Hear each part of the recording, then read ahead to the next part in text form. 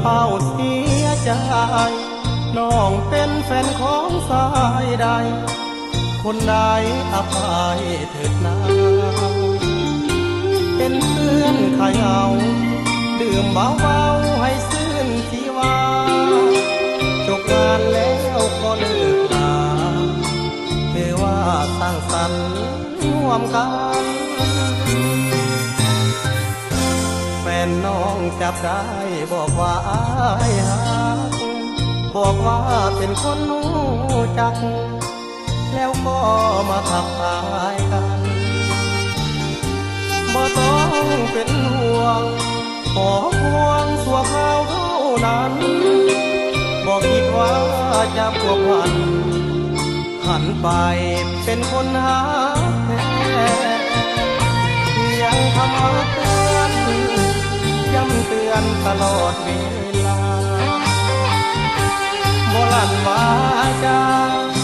เปลี่ยนมาเป็นคำว่าแฟนวันนี้ไอ้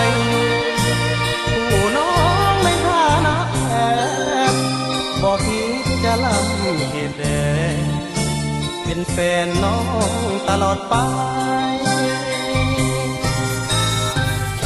น้องจงเสื่อใจอ้ายเถิดคนนี้เพียงห่วมสัมพันธ์ไม่ตรี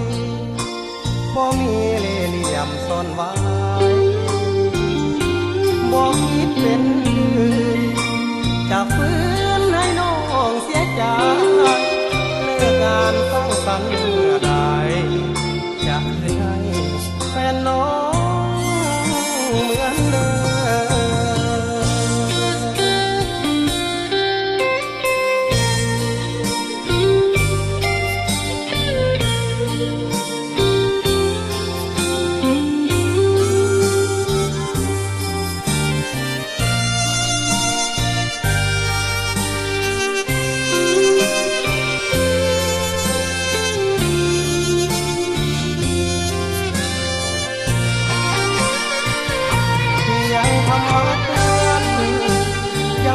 มตลอดเว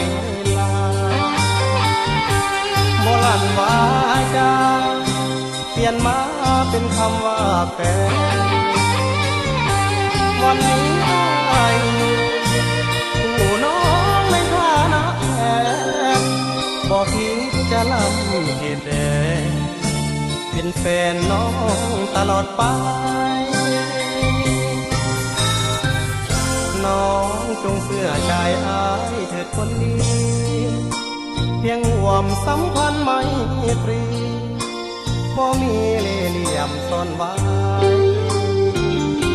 บ่คิดเป็นอื่นจะฝืนให้น้องเสียใจเลิกงานสร้างสรรค์เมื่อ